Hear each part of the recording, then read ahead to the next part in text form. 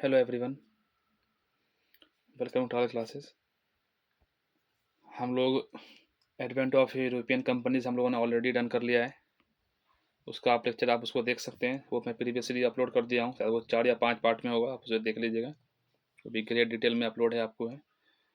आज हम लोग करेंगे East India Company and Nawab of Bengal. ठीक है, चलिए स्टार्ट करते हैं।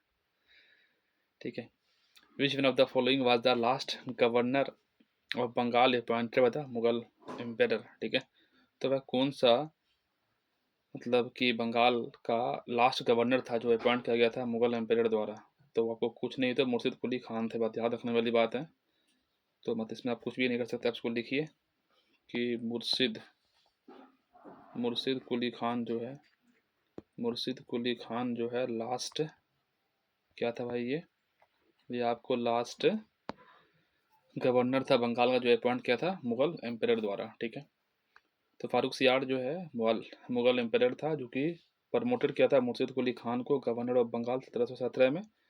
सुजाउद्दीन द सन-इन-लॉ था मुर्शिद कुली खान का become the governor of Bengal after death of Murshid Quli Khan who was duly ratified by the Mughal emperor Muhammad Shah Rangila. Hence the father-in-law was the last governor of Bengal appointed by the Mughal emperor independently. ठीक है, आगे बढ़ते हैं।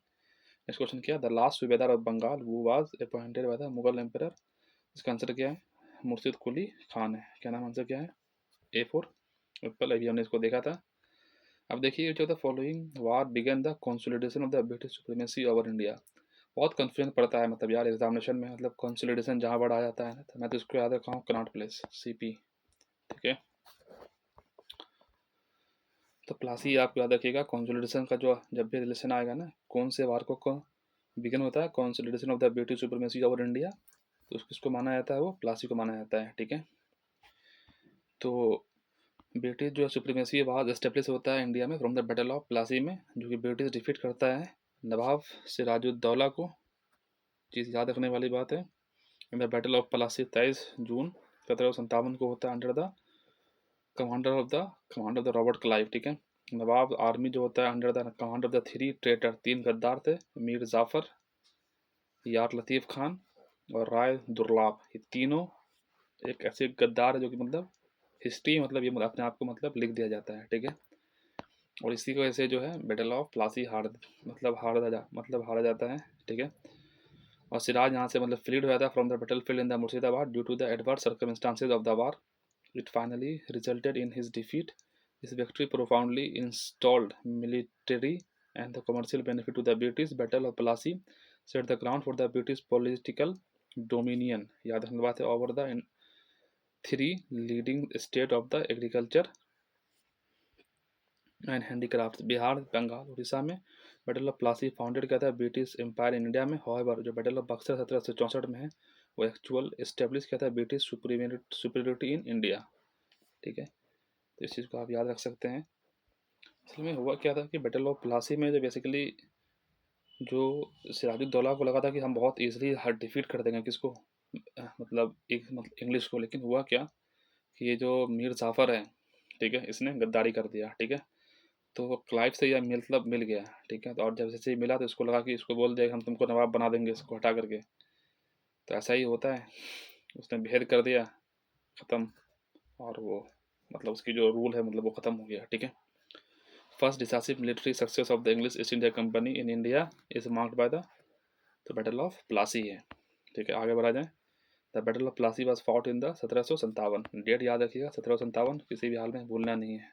ठीक है, और कभी कभी ऐसा ही बोला जाता है कि बैटल ऑफ प्लासी ऐसा वार था विच वार नेवर फाउट। ठीक है, बिकॉज इसमें कुछ ही मतलब सोल्जर 50-20-25 सोल्जर मतलब उसमें घायल हुए, कुछ ही लोग उसमें डेथ हुए थे। ठीक है, तो ऐसा माना जाता है कि battle of Plassey which were never fought. ठीक है, कभी लड़ाई नहीं किया, क्योंकि सब इसमें मतलब गद्दारी कर देता है। ठीक है, Sirajuddaula was defeated by the lord Clive in the battle of, तो किसने भैया, बैटल ऑफ प्लासी में। ठीक है, आगे बढ़ा जाए। Sirajuddaula was defeated by the lord Clive in the battle of Plassey 1757 में। ठीक है, वो was the founder of the British empire in India, तो रॉबर्ट क्लाइव। तो एक चीज़ आप देखेंगे जब आप इसको थोड़ा सा डेप्थ में रेड करेंगे ना, डेप्थ में रेड करेंगे तो आप एक चीज़ पाएंगे कि ब्रिटिश रॉबर्ट क्लाइव एक ऐसा बंदा है जो मतलब इसको चांस पे चांस मिल रहा है। ठीक है, चांस दिया जा रहा है किसके द्वारा, ब्रिटिश के द्वारा। ठीक ठीक है, रॉबर्ट क्लाइव को। और रॉबर्ट क्लाइव मतलब आप देखेंगे कि इतना फेलियर के बाद बहुत, आप जब उसको वर्ल्ड हिस्ट्री पढ़ेंगे तो आप इसकी ज़्यादा पर्सनैलिटी जब आप इसको रीड करेंगे तो आपको पता लगेगा ये बहुत सारे फेलियर के बाद भारत में आकर के वो अपना एक एम्पायर मतलब इस्टेब्लिश करता है। ठीक है, आगे बढ़ते हैं। Robert Clive was the founder of the British empire in India and consolidated British supremacy by defeating the Nawab of Bengal Sirajuddaula 23 जून 1757 को। Among the following has been called the haven born general. उसको किसको कहा जाता है? रॉबर्ट क्लाइव को कहा जाता है। कौन कहता है? विलियम पिट कहता है। बात याद रखने वाली बात है, पूछा जा सकता है कि हेवन बॉर्न जनरल जो है रॉबर्ट क्लाइव को कौन कहता है, तो विलियम पिट कहता है। ठीक है, रॉबर्ट क्लाइव जो है गवर्नर जनरल रहता है इंडिया का ट्वाइस, 1758 से 1760 और फिर 1765 से 1767 तक। He forced nawab of Awadh to Sirajuddaula और Mughal emperor Shah Alam second to sign the treaty of Allahabad. ठीक है, और इस्टेब्लिश करता है पीडिएटरी स्टेट इन बंगाल सक्सेसफुली, और इंडेट करता है वहाँ से statement in the mask of the soldier. William Pitt's बोलता है कि he was the heaven born general. ठीक है, वो ट्रीटी ऑफ इलाहाबाद कब साइन करता है? 1765 में। डेट क्या होता है? 12 अगस्त। ठीक है, पहले मुगल साइन करेगा 12 अगस्त में 1716 में, फिर 16 अगस्त को करेगा नवाब ऑफ अवध के साथ में। ठीक है, आगे इसको हम लोग देखेंगे, वो सब कुछ अभी आएगा धीरे धीरे। ठीक है, इन the battle of the Plassey situated कहाँ पे भैया? तो ये वेस्ट बंगाल में है। ठीक है, तो Plassey present name Plassey battle field located in the bank of the Bhagirathi river के पास भी है। पूछा जा सकता है कौन सी रिवर के पास भैया? तो भागीरथी रिवर के पास है, नादिया डिस्ट्रिक्ट में, वेस्ट बंगाल है। 23 जून 1757 को ये बैटल लड़ा गया था। The troop of the British East India Company led by Robert Clive defeat किया था नवाब ऑफ बंगाल को, सिराजुद्दौला को इन दिस बैटल। ठीक है, आगे बढ़ते हैं। नीचे the following shifted his capital from the Murshidabad से मुंगेर। कौन जो है मुर्शिदाबाद से मुंगेर, अगर यहाँ पे मुर्शिदाबाद यहाँ से मुंगेर को किसने शिफ्ट किया था? तो वो किया था क्योंकि मीर कासिम ने शिफ्ट किया था। कारण क्या था कि उसको ऐसा लग रहा था कि यहाँ पर जो है ब्रिटिशर ज़्यादा इंटरफेयर कर रहा है, और अपने कैपिटल को यहाँ शिफ्ट कर जाएगा तो वो यहाँ शिफ्ट हो जाएगा, तो वो इसके नज़र से दूर चला जाएगा, जो कि इसको काम करने में फिर आसानी होगा। ठीक है, लेकिन ऐसा चीज़ें तो कुछ दिनों के लिए हुआ, लेकिन फिर उस ज़्यादा मतलब ये चीज़ मतलब चल नहीं पाया। ठीक है, मीर कासिम जो है was most efficient successor among the success of the Nawab of Alivardi Khan में। He demonstrated his capability as Fauzdar of the Purnia and Rangpur. He transferred his capital from Murshidabad to Munger.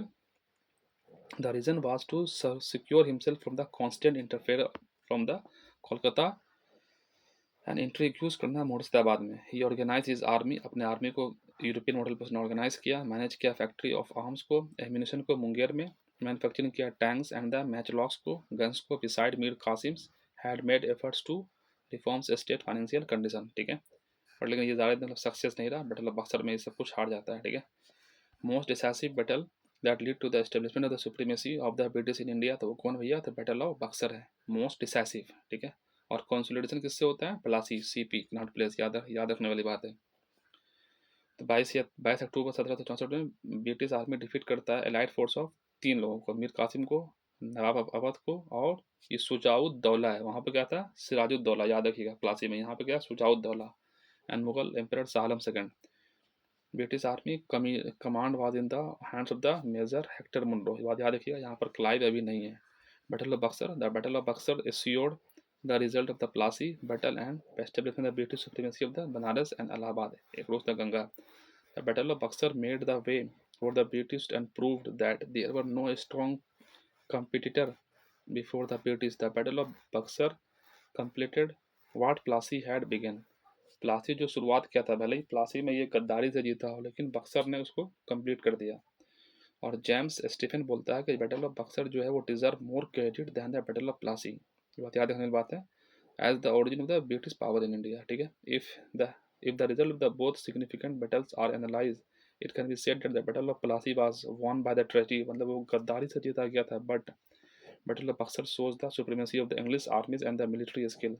Plassey made the English the only control of the Bengal, while the Buxar raised the political prestige of the company throughout the India. ये सब बात क्यों बोला?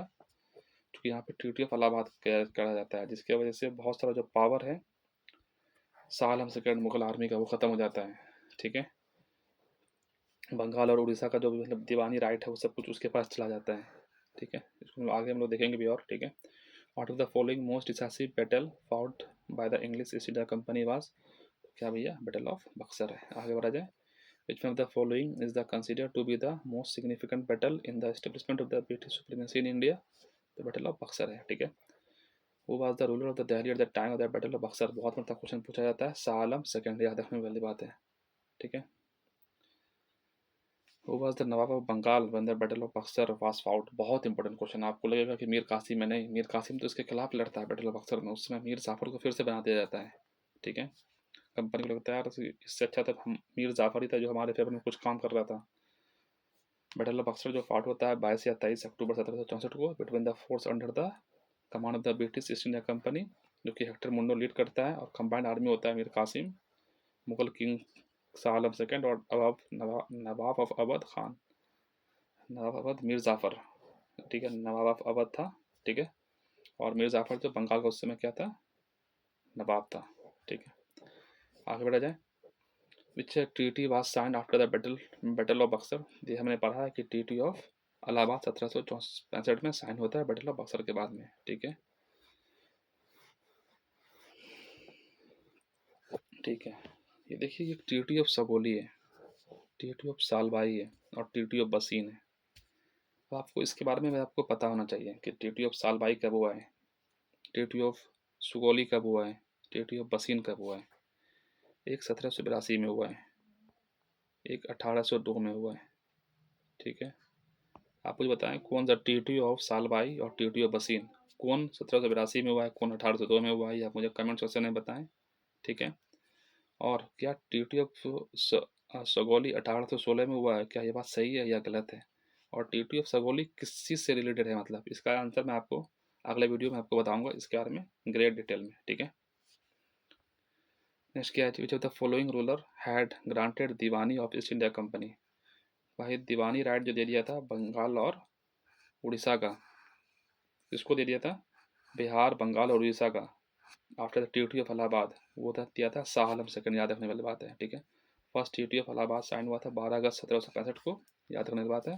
जो Mughal emperor Shah Alam second है was taken under the company protection and was to reside at Allahabad, ठीक है। The emperor issue an order to डाइड dated 12 August 1765 granting company the Diwani of Bengal, Bihar and Odisha. During these times Robert Clive was the governor of East India Company था, फिर से वापस आ गया था company Bengal, और यही ट्रीटी ऑफ इलाहाबाद जो है ना ये करता है रॉबर्ट क्लाइव आके फिर वापस आता है। हेक्टर मुंडो वार में जरूर होता है लेकिन क्लाइव यहाँ पर फिर से वापस आता है, इस चीज़ को आपको समझना है, ठीक है। The ampere orders legalize the political authority of company in Bengal. British rule expanded all over India including Delhi.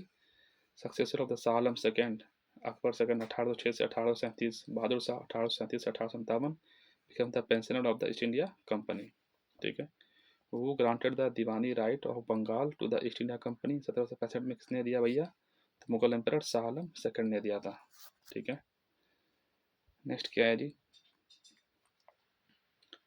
Next में क्या है, in which governor tenured the Diwani right of the Bengal, Bihar and Odisha was granted to East India Company by the Shah Alam II। तो ये भैया किसको दिया था, Lord Clive को दिया था, ठीक है। इसमें क्वेश्चन क्या है, emperor Shah Alam second gave the diwani of Bengal, Bihar, Orissa East India Company कब दिया था भैया, 12 अगस्त 1765 को ये वाला ट्रीटी ऑफ इलाहाबाद होता है, उसके थ्रू इसको दे दिया जाता है। नेक्स्ट क्वेश्चन क्या है, हु वाज अपॉइंटेड द, चलिए आज के लिए हम लोग इतना रहते हैं क्योंकि वीडियो मैंने चाहता हूँ कि 15 मिनट से ऊपर जाए, ठीक है। बाकी नेक्स्ट वीडियो में मैं इस चैप्टर को कंप्लीट करूँगा, और जब आपसे क्वेश्चन पूछ रहा हूँ treaty of Sagauli, treaty of Salbai, treaty of Bassein, आप इसका आंसर कमेंट सेक्शन में बताएं, ठीक है। और इसका आप मुझे बताएं कि ट्रीटी ऑफ सगोली किसके किसके बीच में हुआ है, ट्रीटी ऑफ सालबाई में कौन है यहाँ पर, और ट्रीटी ऑफ बसीन से क्या इम्पैक्ट हुआ है मतलब इंडियन हिस्ट्री में, ठीक है। चलिए दोस्तों आज के लिए इतना ही है, बाकी मिलते हैं नेक्स्ट वीडियो में। Okay, take care, bye.